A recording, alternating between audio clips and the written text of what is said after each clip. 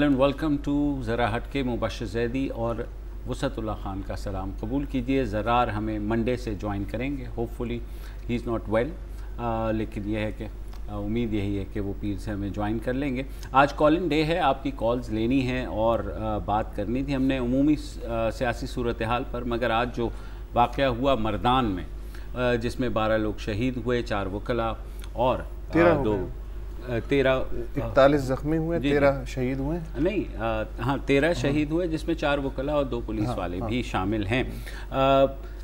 इस मर्दान में गुज़िश्ता साल दिसंबर में 29 दिसंबर को to be exact NADRA office पर भी हमला हुआ था, जिसमें 26 अफराद उस वक्त शहीद हुए थे। कल हमने देखा कि मुल्क की क़यादत की जानिब से बोथ सिविल एंड मिलिट्री एक तकारीर की गई, जिनमें ये कहा गया कि दहशतगर्दी को ख़त्म किया गया है और इलाके क्लियर करा लिए गए हैं। तो मैं चाहता हूं कि पहले हम वो सुन लें, उसके बाद बात करते हैं कि क्या ऐसा ही है। कल वज़ीर आज़म ने ख़िताब किया गवादर में, उनका क्या कहना था, पहले वो सुन लीजिए। अल्हम्दुलिल्लाह हमने जो है वो बड़ा एक जो मार्का है उसको हमने अबूर किया है। अब उसकी दुम रह गई है जो इंशाअल्लाह बहुत जल्द ख़त्म हो जाएगी। If we want to be specific तो हमें DG ISPR lieutenant general Asim Bajwa की कल की प्रेस कॉन्फ्रेंस का अगर आप क्लिप सुनवा दें प्रोड्यूसर साहब, तो उसमें स्पेसिफिकली कहा गया था कि खैबर ऑपरेशन के बाद पेशावर और गिरदो नवाह जो है वो सेफ़ हो गए हैं।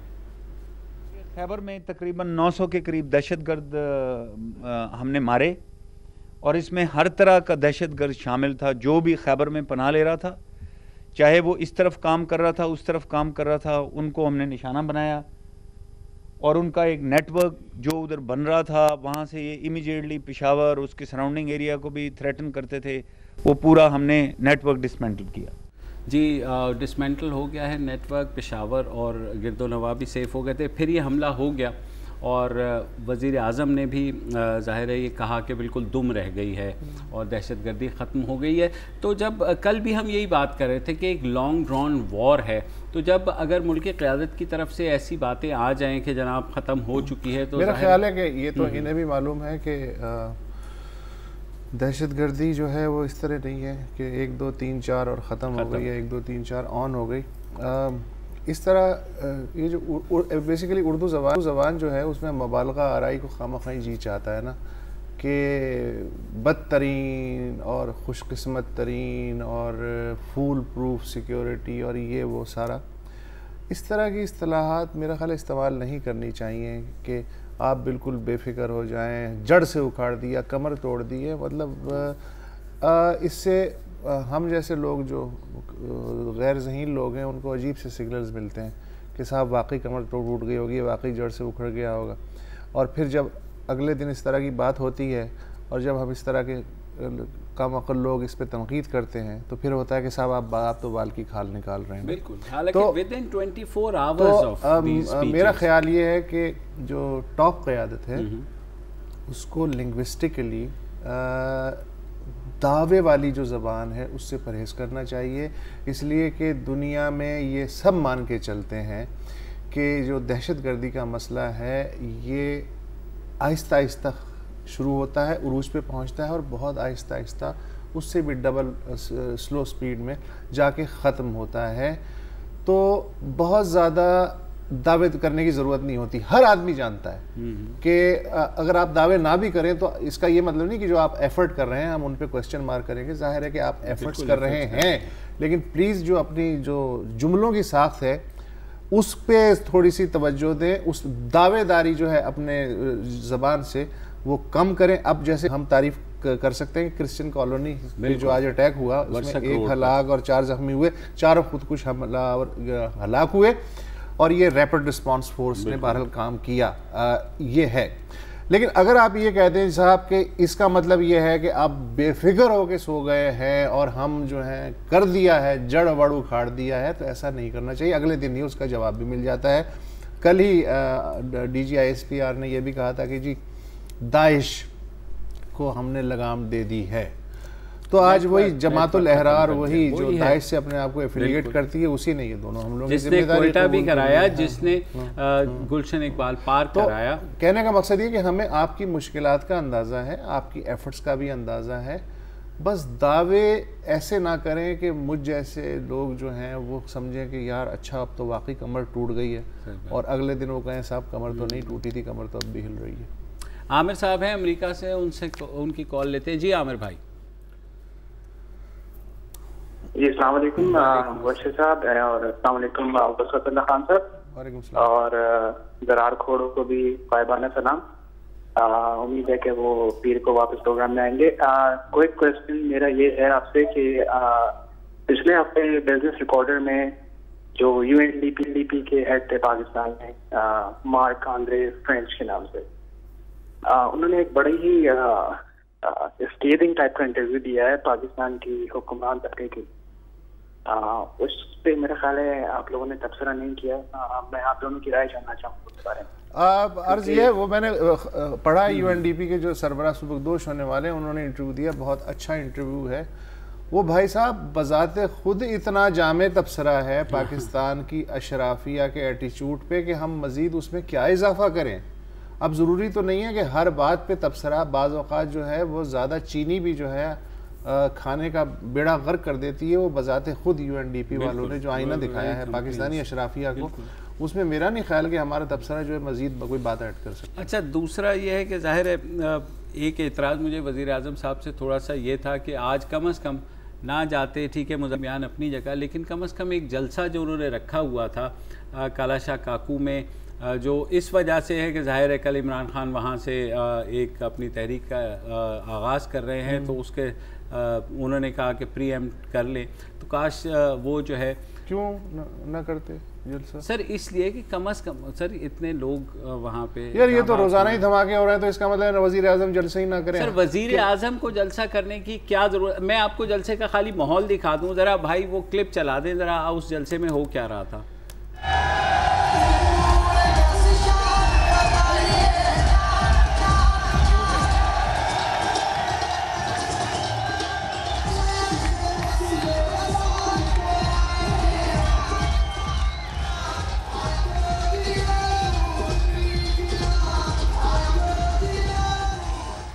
हाँ तो लोग जोशो खरोश का मुजाहरा कर रहे हैं, खुश हैं मियां साहब की वजह से। अच्छा, और ये तो रोज़ाना ही धमाके होते रहते हैं, तो इसका मतलब है बंदा जलसा ही ना करे। यार ये क्या बात सर, मतलब ये तो कोई बात नहीं। एक दहशतगर्द हमला हुआ है वहाँ पर, देखें वकला पुलिस वाले। यार दहशतगर्द हमलों से निपटना जो है ना, वो लॉ इन्फोर्समेंट एजेंसियों का काम है, सियासतदानों का काम है कि वो अपने जो है वो पॉलिटिकल जलसे जो है उन पर जारी रखें। दोनों का अपना अपना काम है, दोनों अपना अपना काम कर रहे हैं, ऐसे तो ना करें। लेकिन इस चक्कर में हम कांस्टेबल जुनैद खान को ना भूलें, बिल्कुल, जिन्होंने आज मर्दान में, अगरचे के वहाँ 13 अफराद शहीद हो गए, लेकिन कांस्टेबल जुनैद खान उन्होंने उसको कुछ हमला आवर को जिस तरह टैकल किया और अपनी जान दी, सलाम सलाम। बिल्कुल। शाहिद साहब हैं कराची से। जी शाहिद साहब। अस्सलाम वालेकुम। वालेकुम अस्सलाम। 2-3 चीज़ें थी, मैं जल्दी आपसे बात करूंगा। हमने ISI बनाई, उसके बाद हमने IGI भी बना दी। IGI बनाई, सारा केस ओपन हो गया, पता लग गया कि कौन कौन लोग इन्वॉल्व हैं, किसको पैसे दिए गए, पैसे भी दे दिए गए, पता भी लग गया, केस ठंडा हो गया, कुछ नहीं हुआ। मोहतरमा फातिमा जिन्ना, जिनको हम हमेशा याद करते हैं, उनका ब्रूटल मर्डर हुआ, कुछ भी नहीं हुआ, सब ठंडा हो गया। हम एक चीज को लेकर पीछे चलते हैं, 10 दिन चलते हैं, उसके बाद भूल जाते हैं। मीडिया पे मेकअप करके आर्टिस्ट आते हैं, 7 से 12 बजे तक बैठ के स्क्रिप्ट पढ़ते हैं, सब कुछ खत्म हो जाता है। कौन रुकेगा इसको? और एक मेरा मैसेज है इमरान खान के लिए, वो कहते हैं कि कराची मेरा वोट है, पढ़े लिखे लोगों का शहर है। I am one of the CEO of a multinational company. I hate Imran Khan. I don't want to give vote to Imran Khan. शुक्रिया। शाहिद साहब, बिल्कुल आपकी अपनी प्रेफरेंस है, आपका अपना राइट है, आप इमरान खान को वोट दें या ना दें, लेकिन वो थोड़ा सा ज़ाहिर है मीडिया पे क्रिटिसिज्म भी आता है। ये बहुत गुस्से में भी हैं, और गुस्से में जो है ये भी कह गए कि फातिमा जिन्ना का ब्रूटल मर्डर हुआ था। हाँ, आई डोंट एग्री, मेरा ख्याल है कि वो जो तारीखी हक़ाइक़ हैं कम अज़ कम गुस्सा आपका वजह है, लेकिन तारीखी हक़ाइक़ पे गुस्सा मत निकालें। चले फवाद साहब हैं लाहौर से, उनसे बात कर लेते हैं। जी फवाद। जी अस्सलाम वालेकुम, वसीम खान साहब, मुबश्शिर ज़ादी साहब, मेरे आपसे दो क्विक सवाल हैं। एक मेरा सवाल आपसे, जो रिसेंट कंट्रोवर्सी हुई है कराची में अल्ताफ हुसैन साहब के बयान के बाद, तो उसको नेशनल लेवल पे मीडिया पे और अदरवाइज जिस तरह से ट्रीट किया गया है वो सबके सामने है। मेरा सवाल सिर्फ इसमें यह है कि जो बाकी लीडरान ने पाकिस्तान की हिस्ट्री में जो बयान दिए हैं उनको उस तरह से टेकअप क्यों नहीं किया जाता, सोशली भी, मीडिया पे भी और गवर्नमेंट के लेवल पे भी। एक तो सवाल मेरा ये है, और दूसरा सवाल मेरा ये है कि कराची में जो भी आज तक अब जितनी भी चीजें हुई हैं, इन सारी चीजों को लेके मीडिया पे जिस तरह से बयान किया जाता है, पाकिस्तान के दूसरे हिस्सों में भी इसी तरह से चीजें हो रही होती हैं। हाईलाइट और टारगेट आप हमेशा एक ही जमात पे कर देते हैं कराची में रख के। तो ये जो प्री जुडिस हमारे यहाँ एक चीज बना दी गई है, इसका क्या आपकी नज़र में तज्ज़िया है? मेरे भाई देखें, हम हमेशा से कहते हैं कि 2013 ने ख़ुसूसन ये चीज़ की कि पार्टियों को सूबों तक महदूद कर दिया। मसलन पीटीआई के चली गई, नून लीग के पास पंजाब आ गई, यहाँ पीपल्स पार्टी आ गई, बलूचिस्तान हमेशा से मिक्स बैग ही रहता है। तो यहाँ पर जो ये इस पोलराइजेशन की वजह से बहुत से ज़्यादा फासले पैदा हो गए हैं। मैं कहूँगा कि आप ज़ाहिर लाहौर में बैठे हैं या जो इस्लामाबाद में बैठे हैं मेरे भाई, उन लोगों को लगता है कि कराची में बहुत जो है कोई ऐसी एक्शन फिल्म रोज़ाना चल रही है।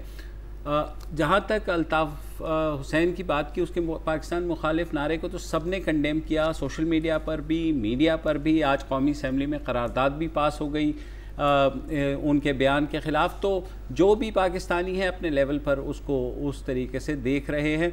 और दूसरा इनकी बात, अच्छा, एक और जो ये जो कन्फ्यूजन पैदा होता है ना कि जी अल्ताफ हुसैन ने ये काम किया, उनके तो सब पीछे पड़ गए और बाकी जो ये काम कर रहे हैं उनके पीछे नहीं। देखिए थोड़ा सा फ़र्क है। बाकी जो लोग हैं ना, ज़्यादातर के जो बयानात मैंने पढ़े हैं पिछले 60-70 साल में, वो फ़ौज के ख़िलाफ़ वो खुल के बात करते हैं, वो किसी हुकूमत के ख़िलाफ़, वो किसी रहनुमा के ख़िलाफ़, वो इवन जिन्ना साहब के ख़िलाफ़ भी बात करते हैं, लियाकत अली खान, किसी के ख़िलाफ़ भी। वो एक अलग इशू है। मुझे अब तक जो है GM सैयद भी इवन, जो सबसे ग्लेयरिंग मिसाल है, जो बिल्कुल कहते थे कि पाकिस्तान को नहीं रहना चाहिए, कम अज़ कम वो जो वोकैबुलरी इस्तेमाल हुई है ना 22 अगस्त को, वो इवन GM सैयद ने भी इस्तेमाल नहीं की है। और ज़्यादातर जो लोग जिन्हें हम कहते हैं कि जी वो स्टेट के ख़िलाफ़, एक्चुअली उन्होंने स्टेट के ख़िलाफ़ नहीं किया, वो बेसिकली हुकूमतों के ख़िलाफ़ है। मसलन गुलाम मुस्तफ़ा खर ने जब ये कहा कि मैं टैंकों पे बैठ के पाकिस्तान आऊँगा, तो वो ज़ियाउल हक़ के ख़िलाफ़ रद्द अमल था। तो मेरा ख्याल है ये एक बारीक लाइन जो है ये मलूज़ रखनी चाहिए। सही बात। फ़िलहाल एक छोटा सा वक्फ़ा लेते हैं, आपकी कॉल्स का सिलसिला जारी रहेगा, बातें भी होंगी और आपके जहनों में जो सवालात हैं, क्योंकि आज आप ही का दिन है, तो इस वक्फ़े के बाद दोबारा हाजिर होते हैं।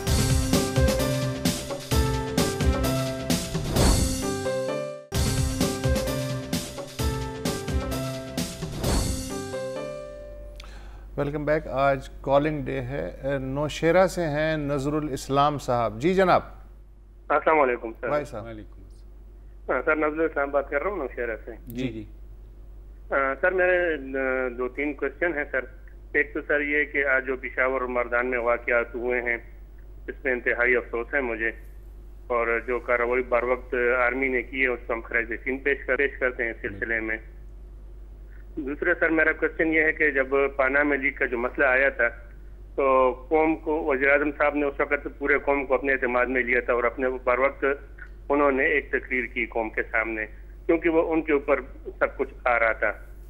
अब जब अल्ताफ हुसैन साहब ने, साहब तो मैं उनको नहीं कहूँगा, साहब के तो वो लायक नहीं है, अल्ताफ हुसैन ने जो बदजुबानी की, जो इखलासी गिरवी बातें की पाकिस्तान के खिलाफ, हमारे मुल्क के खिलाफ, तो इस सिलसिले में अभी तक वज़ीर-ए-आज़म साहब ने किसी किस्म का स्टेटमेंट नहीं दिया और ना ही कौम को अपने एतमाद में लिया और ना ही ये बताया कि उन्होंने क्या किया क्या नहीं किया। जी देखिए नज़रुल इस्लाम साहब, 2 चीज़ें मैं आपको बताऊं। ये बड़ी एक चीज़ चल रही है कि वज़ीर-ए-आज़म ने क्या नहीं किया। मेरे ख्याल में जो उस दिन हंगामा आराई हुई, वज़ीर-ए-आज़म ने भी ये बयान जारी किया था कि 1-1 सेकंड का हिसाब लिया जाएगा।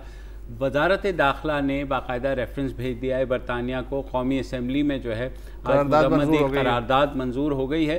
तो एक शख्स जो कि बरतानवी शहरी है वो वहाँ बैठा है, तो हम कोई किसी किस्म की जाके फ़ौज कशी तो नहीं कर सकते ना। हम एक चीज़ को प्रोसेस के उसी तरह एहतजाज कर सकते हैं और डिमांड कर सकते हैं कि भाई उनको चुप करा दिया जाए जो हमने कर दी।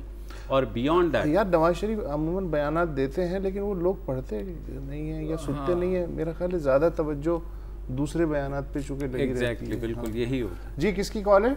रऊफ साहब। अब्दुल रऊफ साहब कराची। जी फरमाइए रऊफ साहब। जी मैं आपको ये बताना चाह रहा हूँ कि जो पाकिस्तान में टेररिज्म का मैनेस है वो पूरी दुनिया में भी घूमता फिरता हुआ पाकिस्तान में आया है, और हमारे बदकिस्मती से हमारे जो पॉलिटिशियंस हैं वो इस काबिल नहीं है कि इस मैनेस को एड्रेस कर सकें प्रॉपरली। उसके लिए मल्टी डायरेक्शनल पॉलिसीज चाहिए होती हैं, जिसमें अगर देखा जाए तो टेररिज्म का लिंक करप्शन से भी है, ऑर्गेनाइज्ड क्राइम से भी है। तो करप्शन, ऑर्गेनाइज्ड क्राइम और टेररिज्म को अगर इंडिविजुअली एड्रेस किया जाएगा तो हम कभी भी टेररिज्म को खत्म नहीं कर सकेंगे, ना करप्शन को खत्म कर सकेंगे, ना ऑर्गेनाइज्ड क्राइम को खत्म कर सकेंगे। अगर ऑर्गेनाइज्ड क्राइम के हवाले से भी देखा जाए तो आजकल के दौर में अक्रॉस द बॉर्डर्स क्राइम हो रहे हैं। साइबर क्राइम है, मनी लॉन्ड्रिंग है, ह्यूमन ट्रैफिकिंग है, ह्यूमन स्मगलिंग है, और डिफरेंट किस्म के क्राइम्स हैं, फाइनेंशियल क्राइम्स हैं जो अक्रॉस द बॉर्डर्स होते हैं। जैसे कि पानामा लीक्स में ऑफशोर फाइनेंशियल सेंटर्स में ऑफशोर कंपनीज खोली जाती हैं। तो हमारे पॉलिटिशियंस को ये पता नहीं है कि अगर एविडेंसेस दूसरे मुल्कों से कलेक्ट करनी है तो अक्रॉस द बॉर्डर कलेक्ट करने के लिए कुछ लॉज इनेक्ट किए हुए हैं इंटरनेशनल कम्युनिटी ने, जो कि हम उसमें लैकिंग कर रहे हैं। अगर हम उनको एड्रेस नहीं करेंगे, और म्यूचुअल लीगल असिस्टेंस ट्रीटीज की हुई है, हमारे पास ना म्यूचुअल लीगल असिस्टेंस लॉ नहीं है। करें क्या सर? उसके लिए करना ये है कि पार्लियामेंट में पार्लियामेंटेरियंस लॉ लाएं, म्यूचुअल लीगल असिस्टेंस लॉ, कि हम दूसरे मुल्कों से एविडेंसेस कलेक्ट कर सकें। और जो लिंक्स हैं जो मेरे भाई, एविडेंस तो आ गया ना पनामा लीक्स में, अब क्या एविडेंस आप चाह रहे हैं? स्विस हुकूमत को ख़त भी लिख दिया गया था कि जनाब जो भी फहरिस्त है, हमने ही नहीं लिखा हुआ, भारत ने भी लिखा हुआ है। आज जो है एक मैंने बड़ी मज़े की खबर पढ़ी, भारत में वज़ीर आज़म मोदी के ख़िलाफ़ वहाँ के राजस्थान के एक शहरी ने मुकदमा तो नहीं, एक सवाल राइट टू इंफॉर्मेशन एक्ट के तहत उसने फाइल किया। उसने कहा मोदी जब आए थे इलेक्शन जीत के तो उन्होंने कहा था मैं तमाम दौलत लूटी हुई स्विट्ज़रलैंड से वापस लाऊंगा और हिंदुस्तान के हर गरीब के अकाउंट में 15 लाख रुपए होंगे। तो उसने कहा जी मैं वो उसका इंतज़ार कर रहा हूँ कि वो 15 लाख रुपए मेरे अकाउंट में कब आएंगे, मुझे बताया जाए। तो ये चीज़ें जो है जाहिर है वाइट कॉलर जब क्राइम की हम बात करते हैं तो मेरे भाई हमारे पास सॉरी टू से हमारे पास एक्सपर्टीज़ नहीं है। नैब ने बड़ी कोशिश कर ली स्विट्ज़रलैंड से पैसे लाने की और उससे ज़्यादा खर्च कर दिया कि जितना वापस लाना था मेरे ख्याल में। अच्छा हाँ, आपको कोई कॉलर है? अल्ताफ़ हुसैन कराची से। जी अस्सलाम वालेकुम। वालेकुम अस्सलाम। सर मेरा एक छोटा सा सवाल है। जी जी। ये पाकिस्तान में जो छोटे सूबे हैं उन्हीं से गद्दार या मुल्क दुश्मन बातें हो रही हैं, आज तक पंजाब से कोई ऐसी बात नहीं उठी है, इसका क्या सबब है? सर इसका जवाब आप हाँ, इसका जवाब मैं देता हूँ कि पंजाब में भी लोगों पे इल्ज़ामात लगाए जाते हैं। मुस्तफ़ा खर की बात की थी ज़िया के ज़माने पे, और उन्होंने कहा था कि मैं टैंकों में बैठ के आऊँगा। और भाई गद्दारी के मुकदमे फैज़ अहमद फैज़ साहब पे भी बने और दूसरे लोगों पर भी बने, तो मतलब जाहिर है कि एक अकबर खान थे, हाँ बिल्कुल सारे थे। तो परसेप्शन जाहिर है बना हुआ है, लेकिन ये बात इनकी दुरुस्त है कि ईस्ट पाकिस्तान या बलूचिस्तान या खैबर पख्तूनख्वा या साबिक़ सूबा सरहद या सिंध में जो जिन लोगों पे टैगिंग हुई गद्दारी की, उस निस्बत से पंजाब में नहीं हुई। लेकिन ये कोई कंपटीशन वाली मेरा ये ख्याल है कि अगर हम इसको इस तरह कर लें कि छोटे सूबों के लोगों का ख्याल है कि उनमें एहसास महरूमी है जिसको एड्रेस नहीं किया जा रहा, शायद नहीं उनका सवाल ये नहीं था। उनका सवाल ये था कि इस्टेब्लिशमेंट जो है गद्दारी के स्टिकर छोटे सूबों पे ज़्यादा लगाती है और बड़े सूबों पे कम। लेकिन मशरक़ी पाकिस्तान बहरहाल छोटा सूबा नहीं था, 56% of the whole population of Pakistan था, उसके बावजूद भी उस पर अच्छे खासे गद्दार। सही बात। चलें एक छोटे से ब्रेक ले लेते प्रॉब्लम तो है। न्यूज़ अपडेट्स का वक्त हुआ है, उसके बाद वापस आएंगे, आपकी कॉल्स लेते रहेंगे।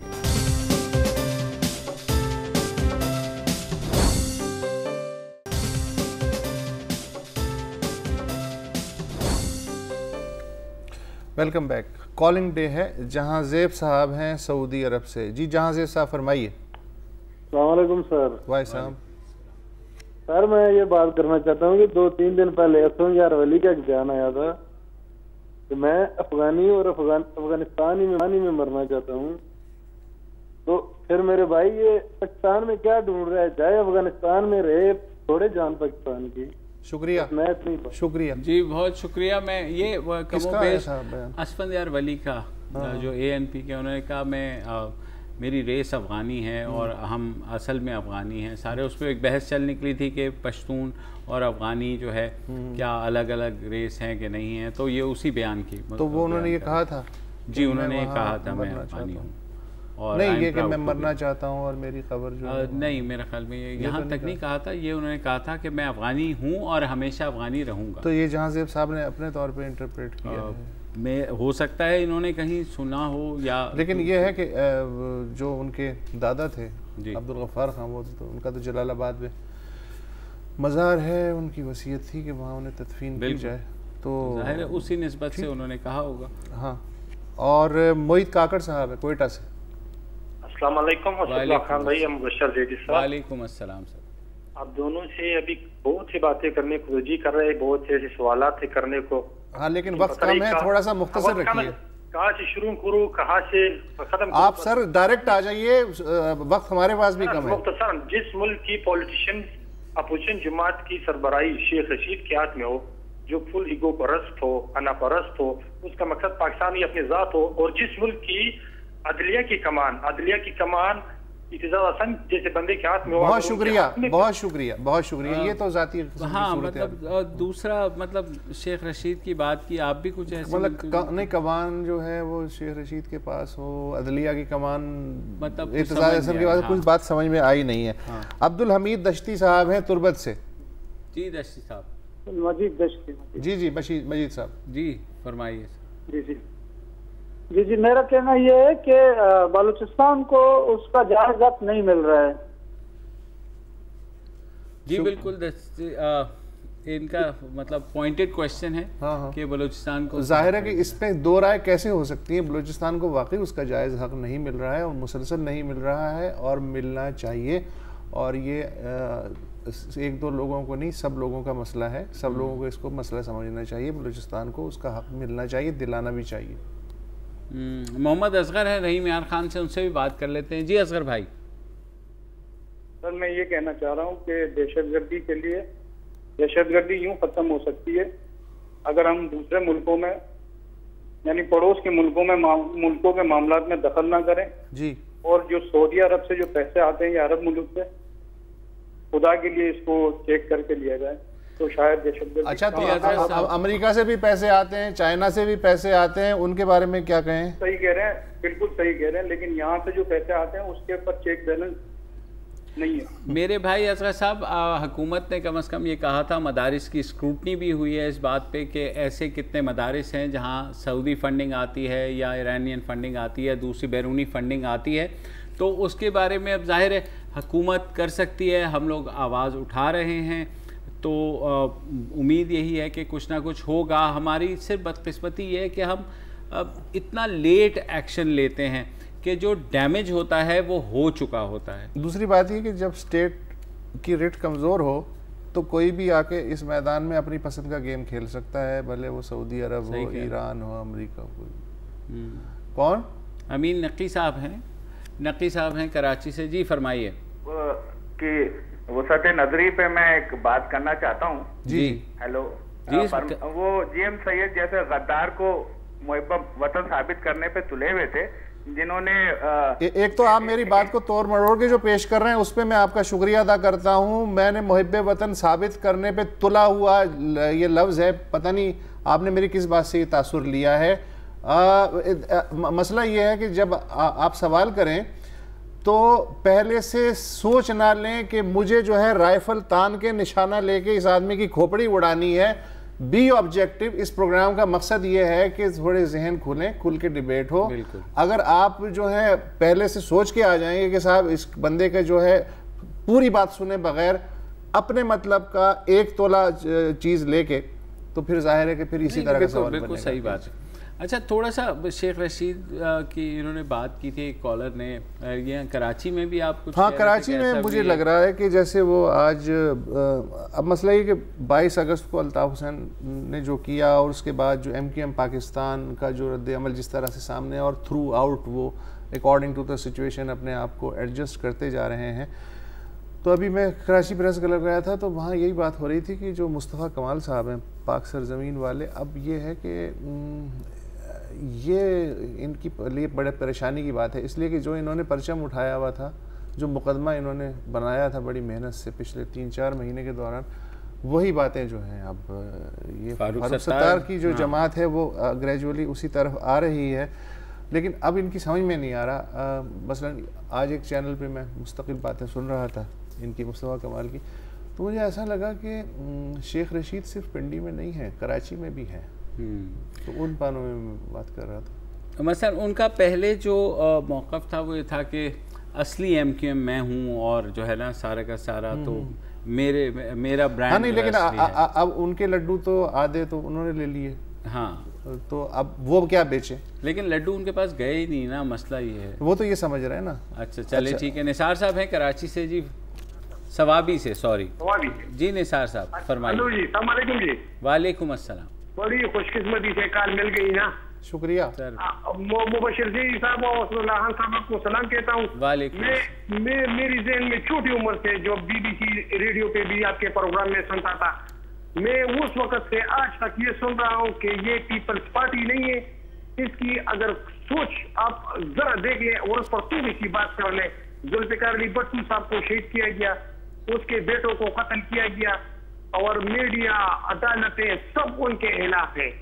कम से कम आप ये तो समझो, हमारा मीडिया जो है ना वो तो बिगा हुआ है। सिर्फ आपकी तरफ में तवज्जो दिलाना चाहता हूँ कि न कोई सोमोटो एक्शन लेता है, न कोई, अब कोई बात भी नहीं है। सारे कानून सब पीपल्स पार्टी के लिए है।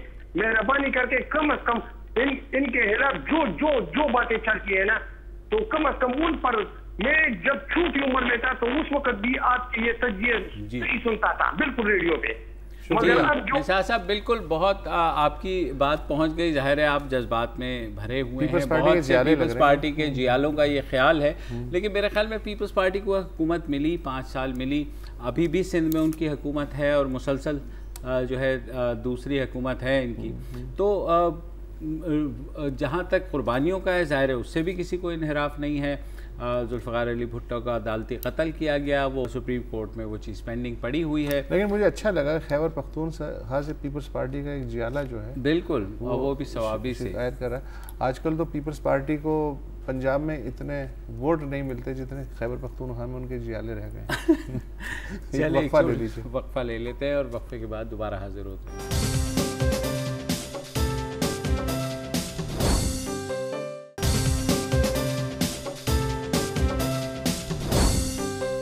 Welcome back. बात हो रही है आपकी कॉलों की और हमारे साथ हैं इस वक्त हम्माद वहाब साहब कराची से। जी हम्माद साहब।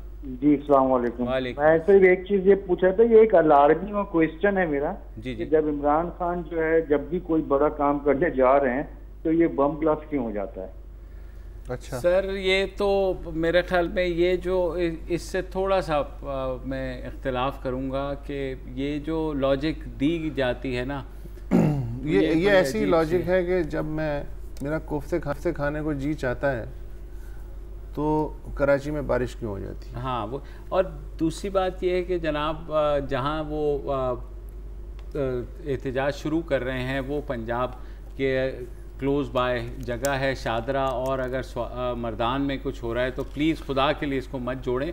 हम लोगों को आदत पड़ गई है बहुत ज़्यादा साजिशी। नहीं, वो भी मेरा ख्याल है ये भी सवाल सीरियसली नहीं कर रहे थे, तफरी ले रहे थे। अच्छा। ये आप सीरियस ही हो गए हैं। आमिर साहब है मीरपुर खास से। जी आमिर साहब। वालेकुम अस्सलाम।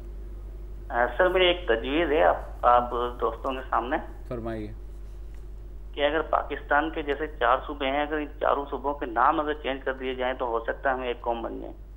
अच्छा, वो नाम भी बता दें।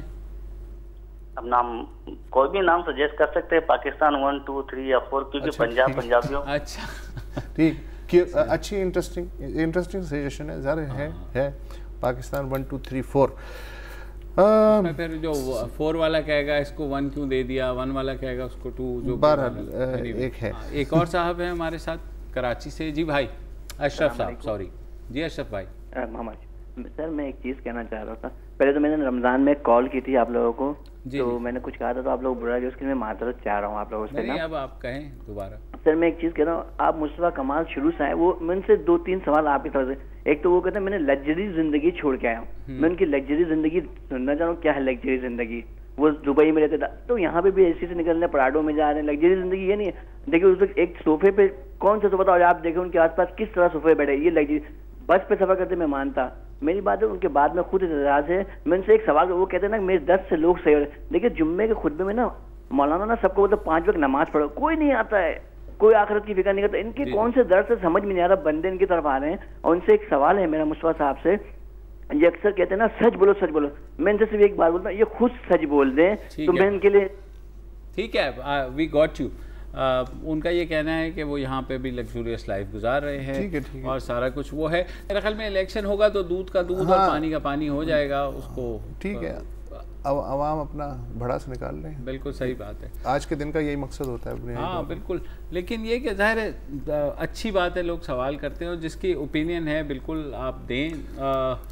तो वो सब अगले हफ्ते भी हम कराची पे ही करेंगे या कुछ इधर उधर होगा? नहीं, ये तो अगले हफ्ते से क्या मुराद है? कॉलर्स डे की बात कर रहे हैं? नहीं, अगले हफ्ते ये जो है, क्योंकि हमारे 2 हफ्ते से नहीं, तो हम कौन सा पहले से प्लान बना के बैठते हैं।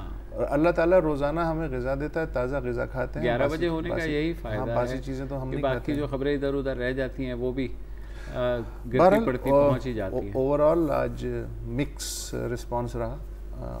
ज़रार के ना होने की वजह से जो है फीमेल कॉल्स भी नहीं आई और दूसरी जो कॉल्स हैं वो भी नहीं आई। ज़रार के बारे में ट्विटर पे भी बहुत पूछा जा रहा है कि, तो मैंने कहा जी बिल्कुल धरना दें आप और करें तो वो आ जाएंगे। हाँ, मंडे को आ जाएंगे और मंडे को ही हम भी आएंगे। तो देखिए क्या होता है, तब तक के लिए खुदा हाफिज़।